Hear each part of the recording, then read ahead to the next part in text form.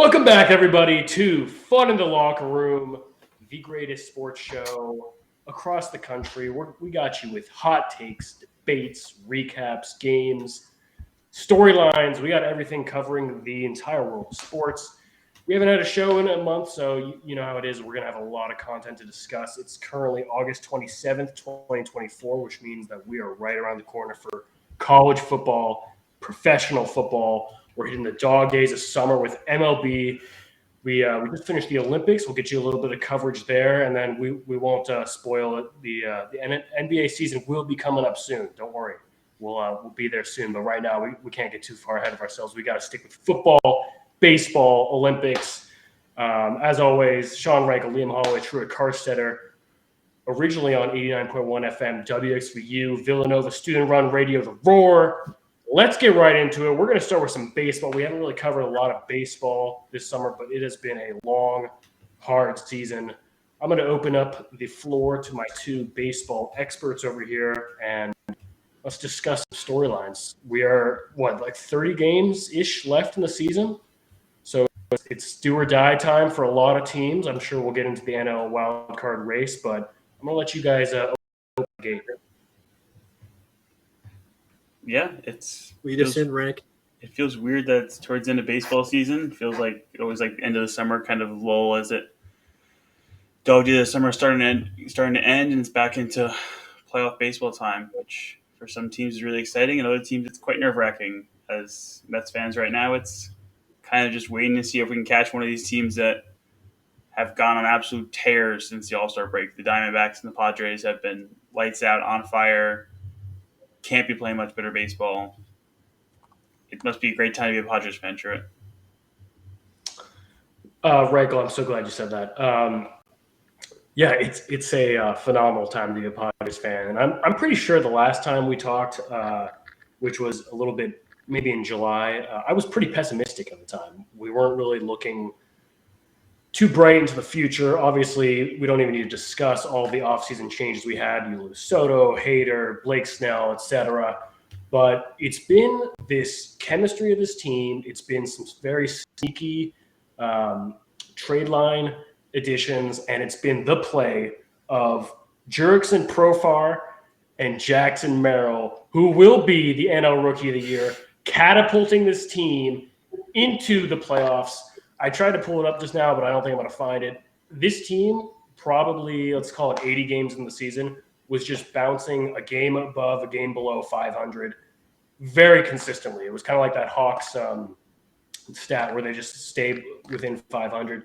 But ever since the All-Star break, the moves that we made, Luis Arraez, Dylan Cease, getting some arms, Jason Adam, Tanner Scott at the deadline, really solidified the bullpen. And then, like I said before, the main man of the story, Jackson Merrill.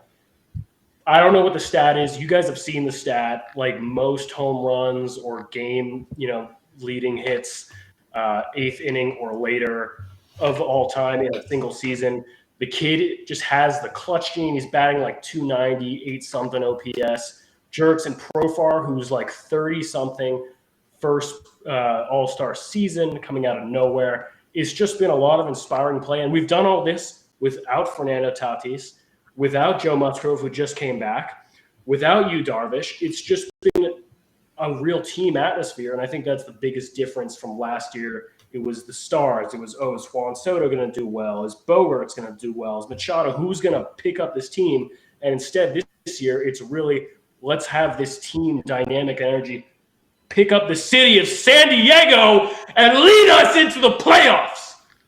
And we are now three-ish games behind the Dodgers for the NL West lead. The Diamondbacks, and I'll close it out with this, the only team that's actually done better than us since the All-Star break is the Diamondbacks, which has just been tragic. That like the three best records in baseball since the All-Star break have been the Dodgers, Diamondbacks, and Padres. But we're looking good, man. It is a good time to be a Padres fan. There's walk-offs every other night. City of San Diego is standing up right now. That's all I can say. Sure, as a Mets fan who also experienced this run you're talking about this year and has now crushed, not back to reality, but to a little more mediocrity and round 500 baseball. Are you concerned that the Padres are peaking too early, as they like to say in baseball, that you're peaking now while the Mets might be peaking in October and November, and that's when it matters most? It's a valid question, Rank. It's a very valid question. And I would say no, just because of the way we've done this. Um, I want to talk specifically about our pitching. For a long time, our rotation was Dylan Cease, but also Michael King, Randy Vasquez, and Matt Waldron, the knuckleballer. Those were really the four pitchers, and we had Adam Mazur. The three of us actually went and saw him pitch live, and it was horrendous, and he's no longer on the team. That, for a long time, was the starting rotation of pitchers for us. And to get Yu Darvish back, hopefully, and Joe Musgrove just infuse some life into the rotation. We've just been doing it with the next man up mentality, and to get Musgrove back and Darvish back, and we're hoping to get Fernando back soon. To get those pieces back and infuse some more talent, some more at bats from quality players.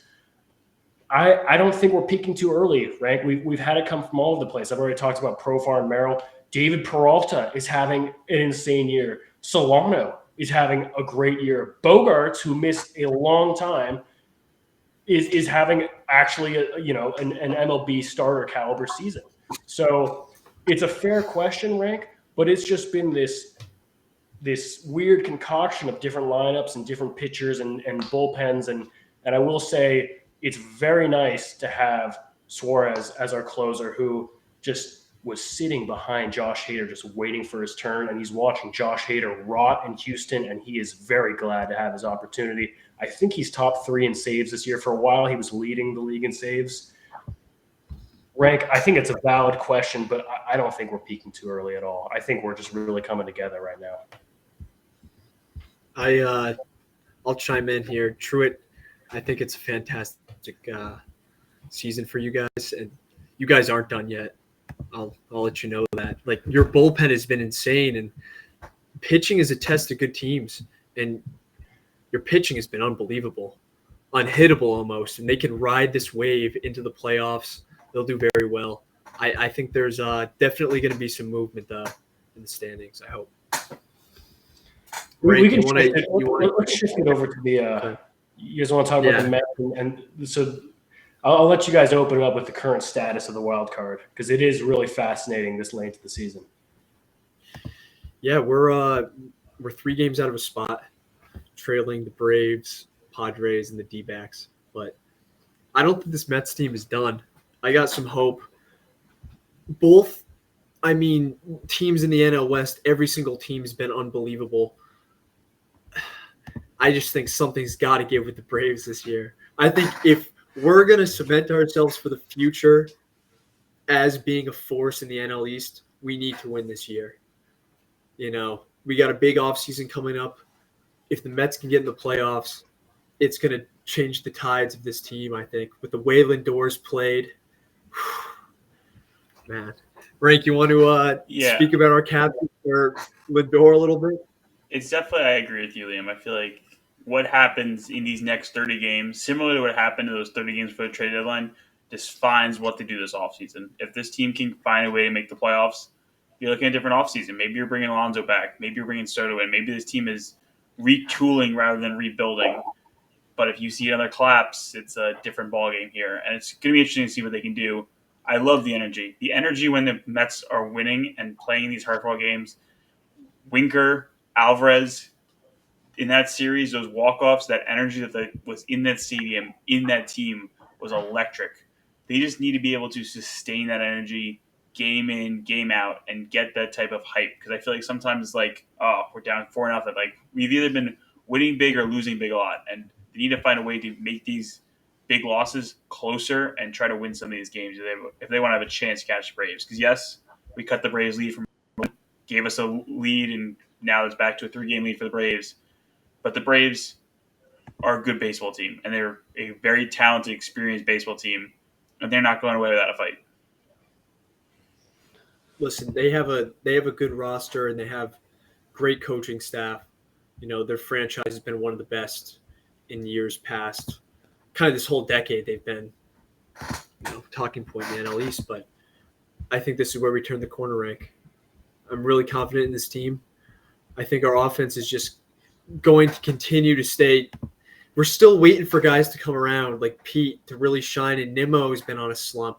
JD Martinez, we're not even like playing to our fullest capacity, and we're still playing teams strong every single series. It seems like we win every series. We just got to get a sweep once in a while, Yeah. and this is a huge series tonight where we battle the D-backs. This could put us very highly in the rankings in the wild card. Yeah. Yes, I am truly a Mets fan this week. Don't worry. I'm not concerned with the lineup. The lineup's good at some point. It's just the Yeah. lack of pitching. Like, you look at our starting rotation, we do have an ace out Senga. Severino, Manaea has been pitching great, but, like, none of these guys, even if we do make a base playoff series, like, I have no faith in these guys going out in a 3-game series winning 8 games. But hopefully they can prove me wrong and that they can go out there and do something because they're here. They got here somehow. They're a Right. good baseball team. If we can get there, I think there's things to be excited about. We just got to get Exactly. there. That's the first thing.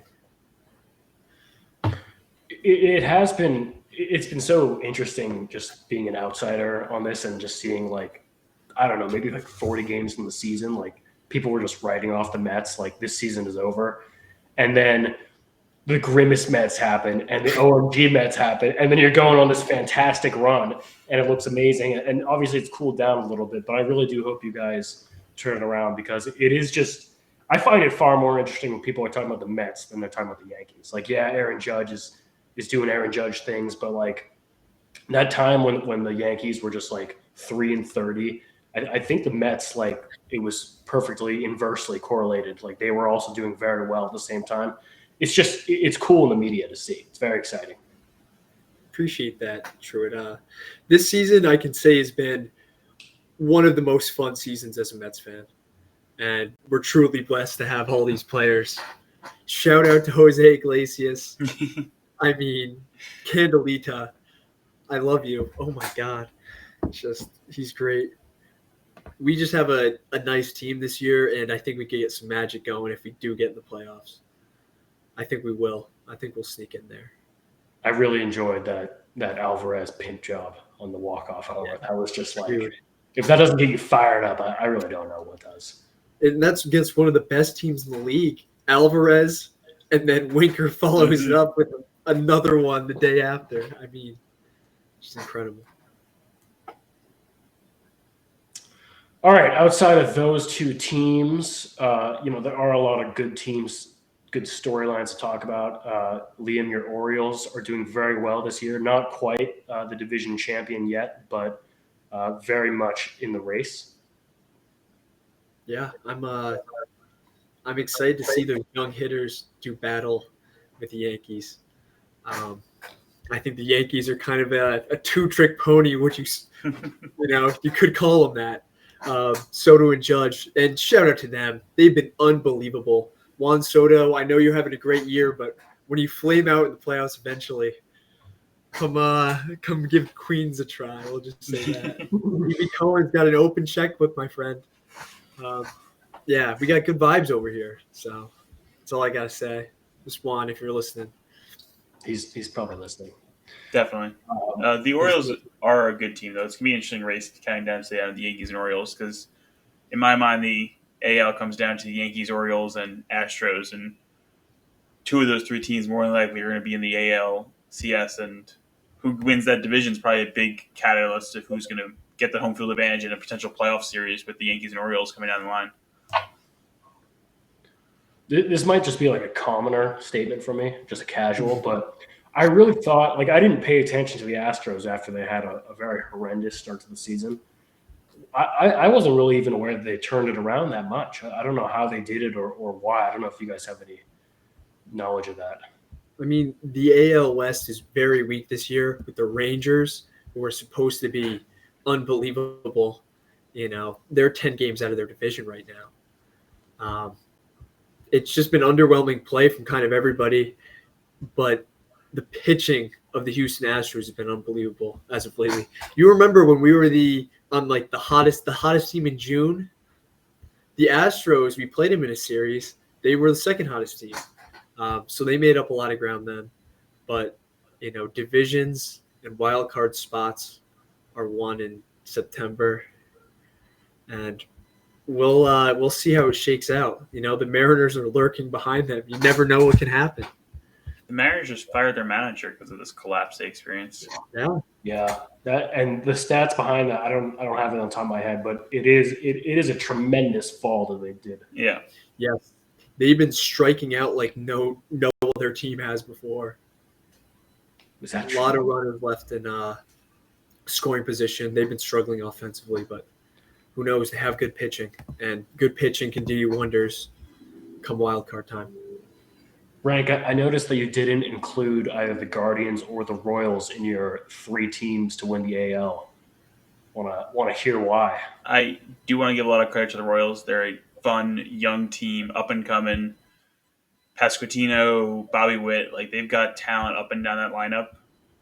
There's just a gap in talent, experience, and star power when it comes to those three teams in the Royals. And yeah, the Royals are going to be fun, and I hope they continue to perform and do things like this. But come playoff time, I'm not sure if they're the same team. It's No a good faith. division, though. It's Yeah. a good division. You know, they got the Twins in there, and the Tigers are 500 team too. You know, I think There's a I think the Guardians are going to win this division, and I think they're going to. You know, we could see them go very far in the playoffs. I think they beat the Yankees if they got them in a series. I'll say that.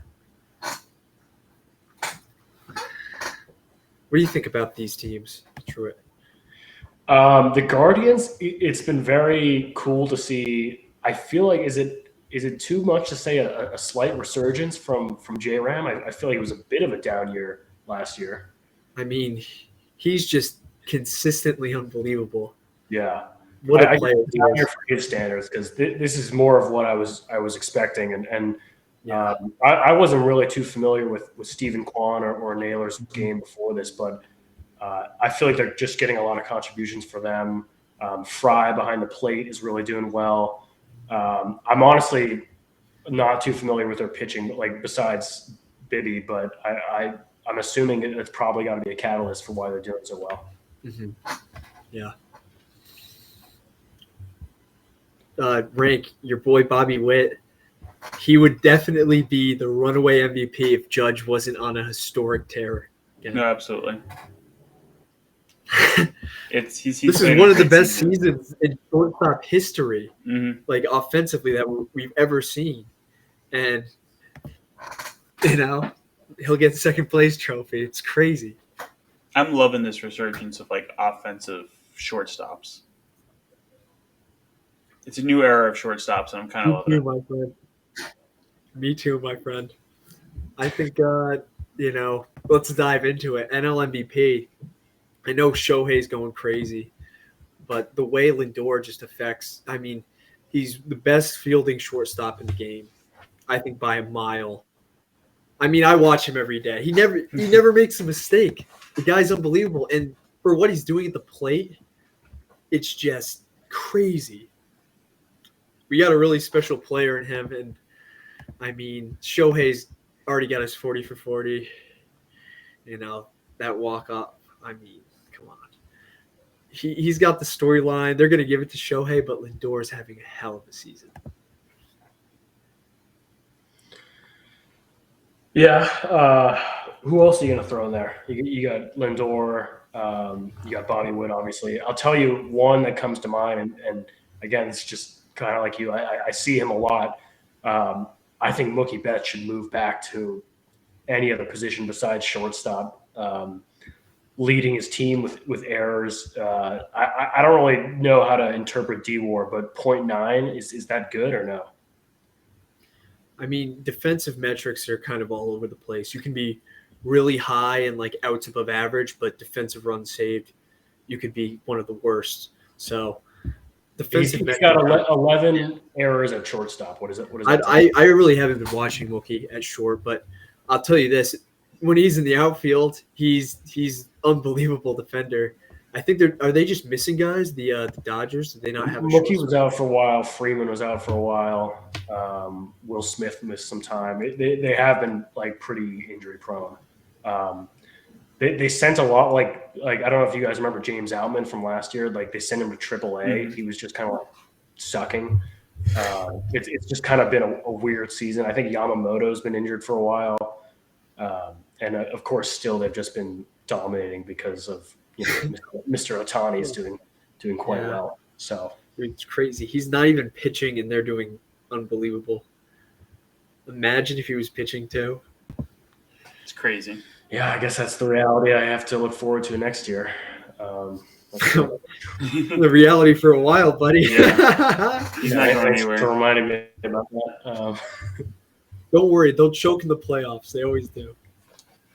I want to talk about your guys' NL East rival, the Phillies, who still 23 games above 500, but I feel like they did have a bit of a humbling period. There was like a 20-game stretch where I think they had like the worst record after the All-Star break. Like they lost like 7 straight series. Mhm.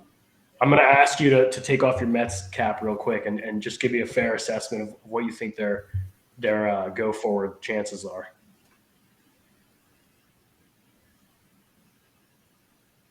They're have good as a chance as anybody else does in the NL. Like they are talented. They have up and down. They obviously have holes and problems and streakiness, but objectively, they're a good baseball team. They're going to have a great season. They're going to finish well somehow. It all depends on matchups, who they run into, who gets hot, who gets cold. But in general, they're having a great season, and I'm looking forward to seeing what they can do. Wow, Frank, I really wasn't expecting that. That was very complimentary to your rivals. You said Do you have anything to add? off the Mets hat. So Yeah, no, you did a good job. I wasn't expecting that. Can you guys hear me? mm-hmm. Yeah. Yeah, I just think their pitching's unbelievable. And they're going to have that as well as having like Bryce Harper, JT Realmuto, and other guys in the playoffs. They're a great team. I'm not happy to see it at all. They're a great team.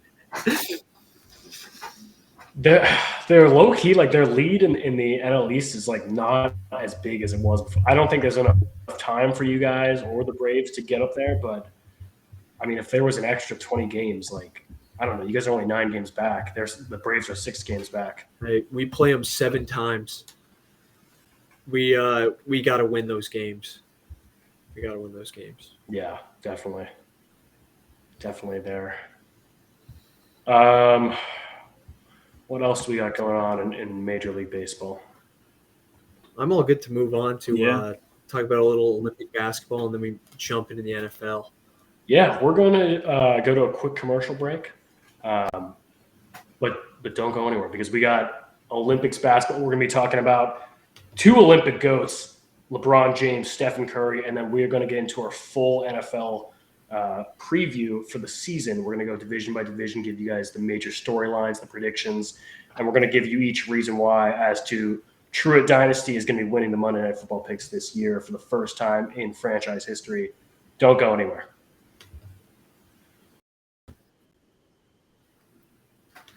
So we're going to jump right back into the Olympics.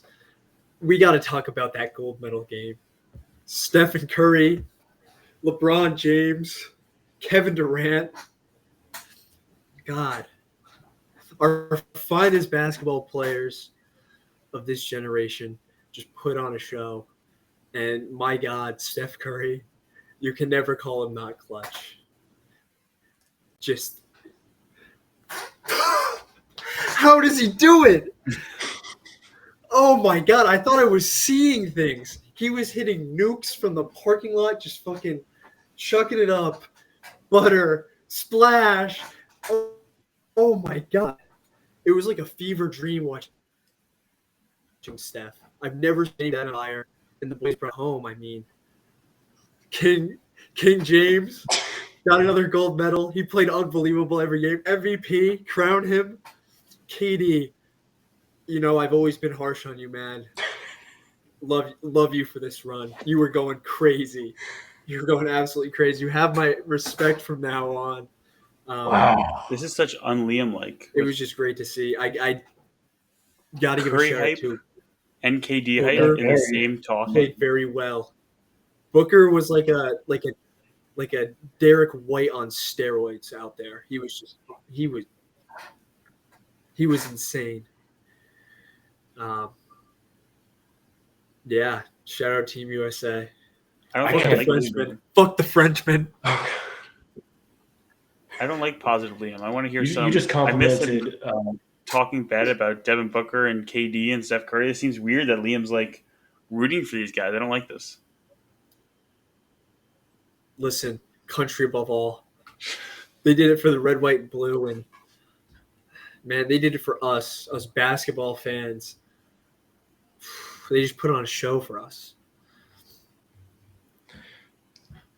You summarized it perfectly, and Reg, when I say this, there was obviously a lot of debate on why Tatum play a lot, and whoa, I didn't even say anything yet. But if you like, we're showing that tweet where Devin Booker responded to be the guy that was just a role player and didn't score. And to Liam's point, I don't think I've ever seen Devin Booker in a non-scoring role in a productive way, and that's what he did. And I think at the end of the day, that's what it came down to. Is like we have Durant, Curry, LeBron. Like you don't need Ant. You don't need another scorer.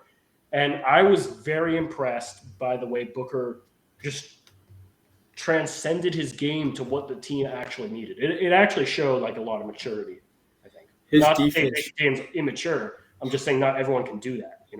We got to talk about his defense. I mean, it was just crazy. He was so good, passing the ball, so unselfish, always looked for the better shot. I mean, it helps when you have Steph and Katie and Braun, obviously. But, man, he really did play well. He's like a Derek White on steroids. He was insane. He was everywhere. It was impressive how they All right, put Greg. together. Shout out Derek White, too. Derek White played well.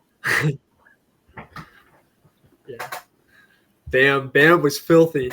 All right, let's jump into the NFL. Are you guys ready? Yeah.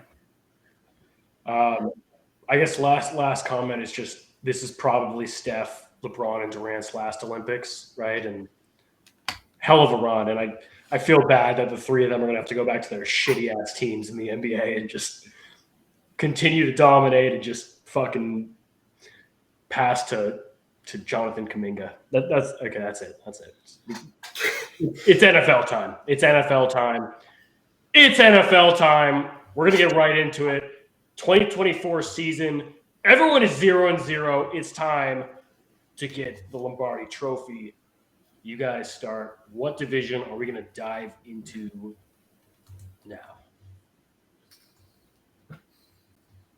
Rankle, you want to do the honors with the I feel like in my The mind, the NFCs. NFC. You want to go NFCs first? yeah. Okay. Yeah, it's been a interesting offseason for the NFC East. We've had some interdivision signings with, unfortunately, Saquon Barkley going to the Philadelphia Eagles. It's been really painful, really sad, really just makes me want to rip up the only Giants jersey I currently own that fits me. But there's been some newcomers. Malik Neighbors, some good young rookies in the division. And then there's the Cowboys, who have not signed a single player this offseason. And other than re-signing CeeDee Lamb, they brought in nobody new, which I don't think is ever really happened in the NFL, especially for a team that didn't win anything. To not bring any new guys in is very not normal, but it'll be interesting. That's a good way to put it. I'm ready for Malik Neighbors. I think he's going to be good, Rank. Yeah, I'm really high on him. I think he's going to be great. I think Daniel Jones will bounce back to some extent. As long as he stays healthy, we got something. I agree. How is your offensive line looking this year? It looks better. Andrew Thomas should be healthy. He's probably one of the best left tackles in the league now. And we got some guys they filled in pieces. I think it should be decent. Mike, who is like? What does the running back room look like now? Singletary. Devin Singletary is our running back. So definitely a Do we at least downgrade. have a running back by committee option? The committee is not very much of a committee, if anything else. I know Devin Singletary's there, and I don't think I could name any other Giants running back off the top of my head. Eric Gray is like a running back fullback, but there's not much. Eric Gray is there. So It's a big Daniel Jones prove it year. Big Yep. Daniel Jones prove it year. If he fails here, he's done. Like, there's As nothing Joe to really Shane- do to excuse. yeah, as Joe Shane said during the offseason Hard Knocks, he said, "I'm not paying my $45 million quarterback to hand the ball off." So Welcome back to Fun in the Locker Room. We were just finishing up our NFC East recap, and I'm going to lay out the red carpet for the Liam Holloway smackdown that he's about to do. Well, Rank, we got to talk about some other teams that division. Mhm. Saquon to the Eagles, like what a crushing blow. I'm sorry, but what a crushing blow, and how demoralizing the franchise that must be. it's What are you gonna do? Like, it sucks. What do you mean? What are you going to do? Yeah. What do you want me to do? Like how are you gonna cope? How are you gonna cope with that? Are you gonna be like okay to see him run against you guys? No, I'm not going to be okay. Like I knew he was leaving, but to go to the Eagles just makes it 100 times worse. Like it can't even be imaginable. This is worse than KD going to the Warriors. Like this is the worst Oh yeah, betrayal ever that occurred in a sport. I can't believe he did that. And he will So be soft. booed. He will be. I booed. think they're gonna choke, and I think it's gonna be bad. Yeah, I don't think the Eagles are primed for success. I'm praying for their downfall. And Jalen that's Hurts. purely out of the hate of my heart. Not doing that because I know ball or analytics or anything. I just want to win. I don't think enough people are talking about the fact that Jason Kelsey's not there anymore, and how are they Facts. doing a tush push Yeah. without their center who gave a big push up front? Isn't it outlawed this year? I don't think so. Fuck. It should be. I mean, darn. Damn. It's crazy. Rank, I think bottles of Jack Daniels and Coca-Cola cans everywhere are crying right now and shivering because they know that you're just going to be dominating them all season.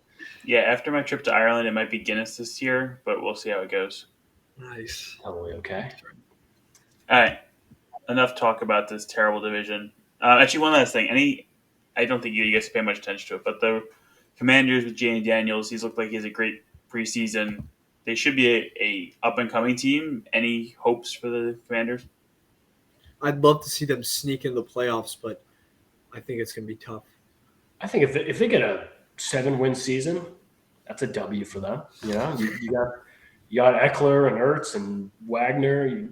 You got some difference makers. You know, even if they're each 40 years old. I want to see Eckler have a bounce back year. It was sad to see him go out the way he did. Yeah, I agree. I think he's still got more in the tank. Yeah. He's definitely got more in the tank.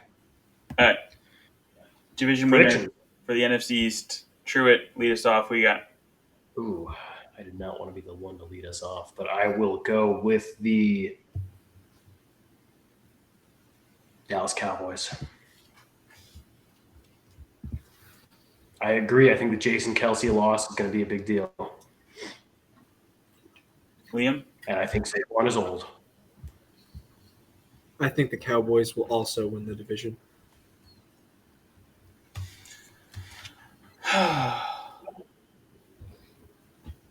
Do I be realistic or do I be crazy? Let's hear what you got to say. Give us some thoughts on this one, Ray. Yeah. I want to hear it. I'm going to be honest to you guys.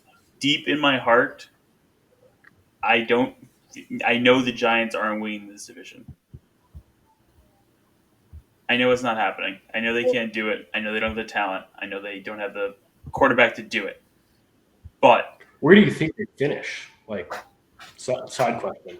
second, I think we get second or third. I don't think we're coming last. But I think it'll be a tough division. I can't pick the Cowboys or Eagles though. I just can't do it. So I'm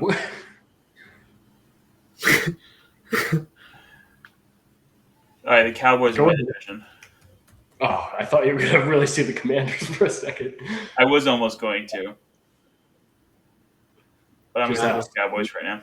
Commies, roll commies. That's crazy. Yuck. All right, Wow. let's go to Liam's division. We'll go around clockwise in the country, and it's the South. I'm ready for a busy season. I think it's a weak division. I can point that out. But the Falcons kind of worry me, if I'm going to be quite honest. And I think Kirk Cousins, he must have listened to the podcast because I don't know why he's with the Falcons. Saints need to beat the Falcons this year, or it won't be a good season. We could make some noise, maybe get in the playoffs. I think we could win the division. I really do, but it's going to be tough. And Liam, I was thinking of this today while I was walking on the metro ride home. What gives you hope that the Saints are a better team now than they were last year? I just kind of have to hope that we have a running game this year. Our defense is going to be insane. Bro, you said Derek Carr or Spencer Rattler have to be somewhat decent and just keep us in this game. It's not a good quarterback room. I'll admit there's flaws there, and we don't have the best receivers outside of Olave, and Rashid Shaheed's a great deep threat, but we need more than that. You're not really selling me on them. Yeah. I guess Kamara out a little bit last year. He was out for a couple games because of the suspension. Hey, yeah, Kamara missed a bunch of games. I'll tell you this, though. Our defense is going to be the real deal. It's going to be a no-fly zone in Noah. I'm telling you that. Will Olave have a better season? Yeah. Oh, yeah. Why? That's the thing. We couldn't get in the end zone last year. This year it's going to change. Why? We're Why going are you going to change? down there. We saw Taysom Hill last year go ham when he played. When he got touches, magical things happened. He had a fantastic season. I know he's 34 years old. I know he's old. He's 34? Utility. Holy shit. Yeah, but he's 34 and he can do that shit. So believe in him down at the goal line. Give him the ball, and good things will happen. We're gonna be better on offense this year. I'm telling you guys. That And division's I'm the weak. delusional fan? That division's very weak. Liam, in all that nonsense you just spewed, you didn't give a single reason as to why they're going to be better. Taysom Hill. I told you that. Our defense is gonna be crazy. gotten And older? Taysom Hill's gonna be good. All you said is that he's older. All right, I got faith in this team. We play the Buccaneers, the Panthers, and the Falcons twice each. I think we're gonna sneak in. We won't be a pretty team. We almost got in last year. We were ass. So I think we're gonna be better this year. I got blind faith in my team. They could finish second and still get in. All right. Why not finish first? You better pray to God that Bryce Young just does not improve at all. Because if he improves just a little bit, you guys might finish last. I'll see it when it Back me happens. up a little bit here. I'll see it when it happens. We drafted Kool-Aid McKinstry. There's no way we finished last. No shot. Yeah, we got to get him Kool-Aid on our defense. That's crazy. I would like to talk about the real contender in this division, and it's the Atlanta Falcons, because I think we've been talking about it for years, that they have been a quarterback away. They have weapons. Bijan with an actual competent passing game around him. Drake London. For God's sake, Kyle Pitts might be able to do something. Like, this team with Kirk Cousins, I don't know. The sky's the limit with them, and they're going to be really, really good. Let's not forget having a different coach too. Yeah. A coach that actually plays Bijan. You know, who knows like how many games they could have won if they just played Bijan more than one snap a game sometimes. But yeah, Rank, you're right. You know, you got Kirk Cousins, obviously, who we have two people in this group that are very polarizing on opposite ends for Kirk Cousins. I don't know what's going to happen with Penix. He'll probably not play a game, but that's, you know, for future Falcons fans to worry about. And then Rank, yeah, you know, you got Drake London, you got Bijan, Darnell Mooney can do stuff, Pitts. The defense, I think, was really the only solid part. They just got Matthew Judon, steal from the Patriots. It's going to be a two dog race between them and the Buccaneers, and you know, hopefully the Saints can. You know, participation trophies are great too, man. The Bucs are not making the playoffs this year. You're delusional if you think that's going to happen. Dude, they beat the Eagles last year in the first round. They haven't gotten worse. They're not going to make the playoffs. I agree with you. They're not making the playoffs, but they could be above the Saints. We'll see. That's it's going to be the dogfight division. You know, Rank. We used to talk about how the NFC East was always a dogfight every week, no matter what the matchup is. South is taking over. You know, it's a dog pound. The Panthers. Tough down there. The Panthers. Yeah, Liam, that wasn't very. All right. nice. At one point, your team was the Panthers, and the Commanders were the Panthers. You know, That's fair. so That wasn't very nice of me to suggest the Panthers were gonna beat the Saints. I apologize for that. And no, dude, it could happen. I'm worried about Deontay Johnson. Everybody got receivers except for us, but Deontay Johnson. yeah, I think the division's going to be better than people think. I'd say that. All right. God, you're turning into Let's rank. move on. No, we gotta make our picks. Let's talk about your We have Seahawks. to make our picks. Come on there. I'm gonna echo rank. I'm gonna go Falcons. I will also go Falcons. It's Kirk Cousins' revenge tour. Nobody's talking about him coming back from his Achilles injury. He's the real hero here. Hero? Oh my god. God, dude, you're just man. I don't want to be delusional. I'll pick the Falcons too, but it's not Wow, gonna be you're good. sweep. No way. Jeez. Back-to-back Not gonna be weeks. because of This is Kirk. weird. Dirty birds. All right.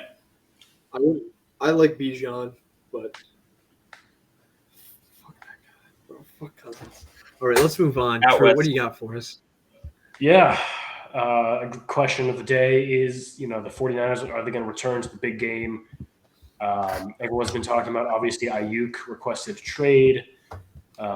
Season is, you know, a couple weeks away, so I don't know what's going to happen there. I don't think there's really any momentum one way or another. I don't know if he's going to hold out or not. But, you know, it's just, we've been saying this for years. You can only spend so much money before it bites you in the ass, and it's biting them in the ass. And you know what? It's my sharp teeth that's biting them in the ass because fuck them. That's why. Scared about the Rams. Scared about the Cardinals with Marvin Harrison. I think that, you know, the team only really has, you know, up to go from last year, and a full year of Kyler Murray plus Marvin Harrison. That's going to be a little scary. James Conner's still there. And then you have the Seahawks. And I'm going to keep it a buck with you guys. This is going to be a rough year for Seahawks fans. Obviously, a new coach, Pete Carroll, is out. Mike McDonald is in. But you lose key members on the defensive end. Bobby Wagner's gone. Jordan Brooks is gone. Jamal Adams is gone. Quandre Diggs is gone. That's 4 starters in your back 7 right there. So that's really not good. Witherspoon is going to year 2. That should be great. Tariq Woolen, year 3, also great. Jordan Love, I think year 3. So it's a very young defense, new coach. Another year of Geno. What is that going to be? You know, is it going to be Pro Bowl Geno or last year Geno? I think this is going to be the last year for Geno. Will we see Sam Howell play? I don't know. Probably. Hopefully. But what I can tell you, running back rotations with Kenneth Walker and Zach Sharp, wide receiver trios, Lockett, Igba. That's all I can tell you. So we might score some points. That's it. That's all I got. I'd love to see Sam Howell fling that thing to the wide receivers, just throw it downfield to DK. Yeah, I Sam think at Howell some comes in by point, week you know, 4 or 5. if we start the season really bad, 4 or 5. We're back talking about Welcome the back. Seahawks. Rank was just about to tell me why he thinks Sam Howell will be the starting quarterback by week 5. It's everything you said, Truett. It's the defense, the lack of defense, the lack of big playability from Geno Smith, and I think Sam Howell gives this offense another dimension and a future chance that Geno Smith just doesn't at this point. Wow.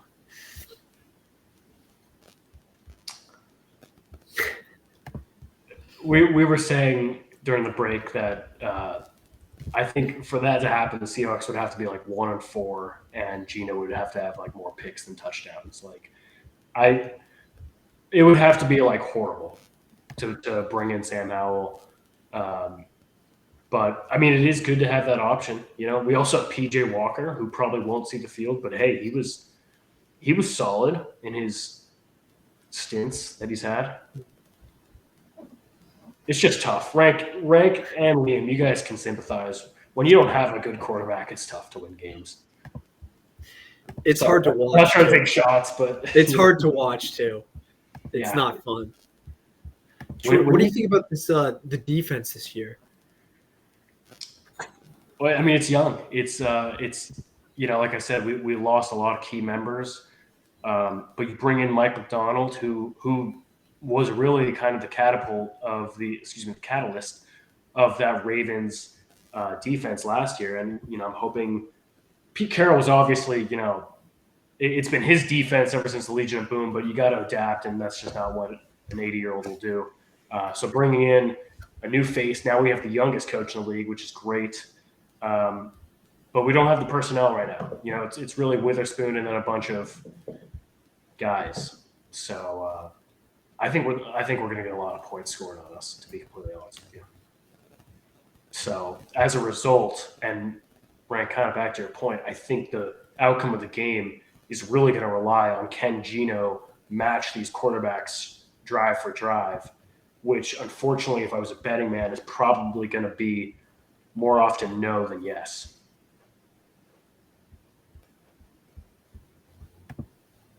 So doesn't help to play Niners twice a year, Rams twice a year.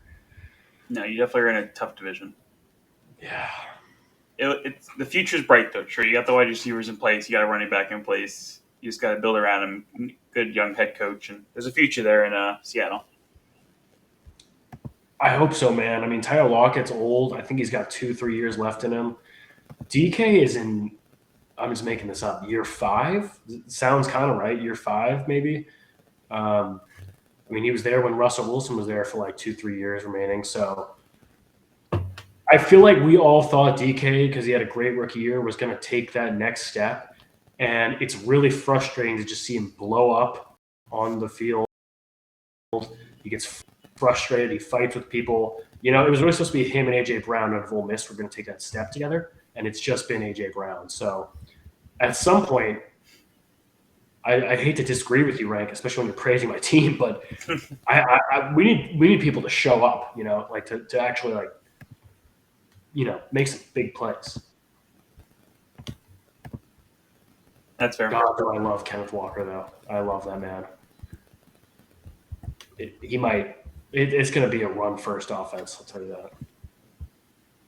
That's exciting. Mm-hmm. All right, other teams in the division. I like to talk some time about the 49ers.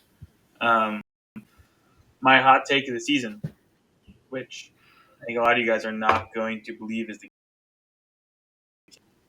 is the 49ers are going to be like a 6th or 7th wildcard spot.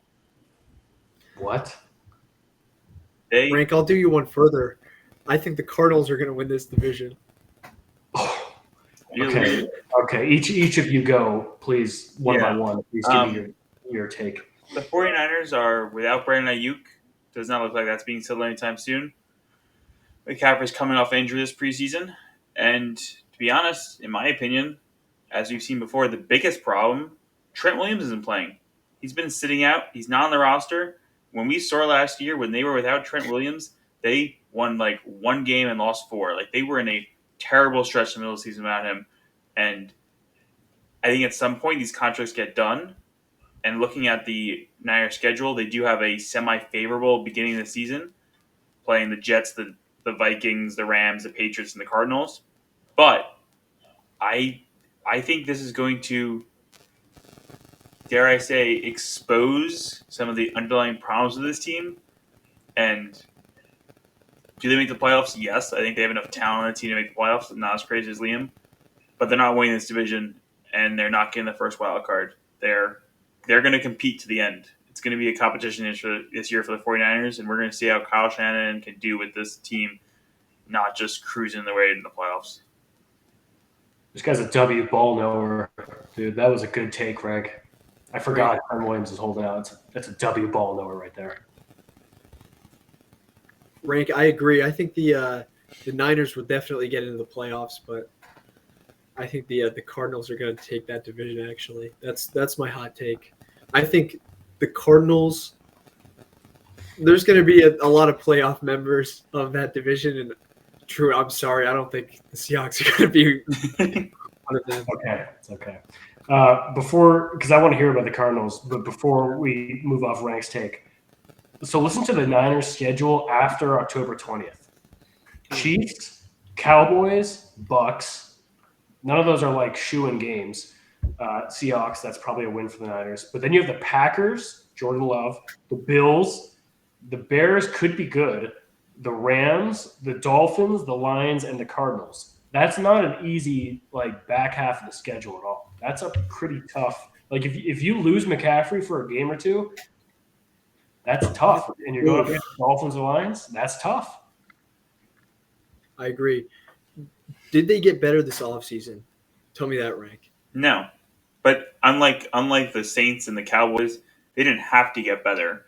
That's They've gotten worse in their aspect. They're losing two of their key contributors for who knows how long until these stupid contracts these kids figure it out.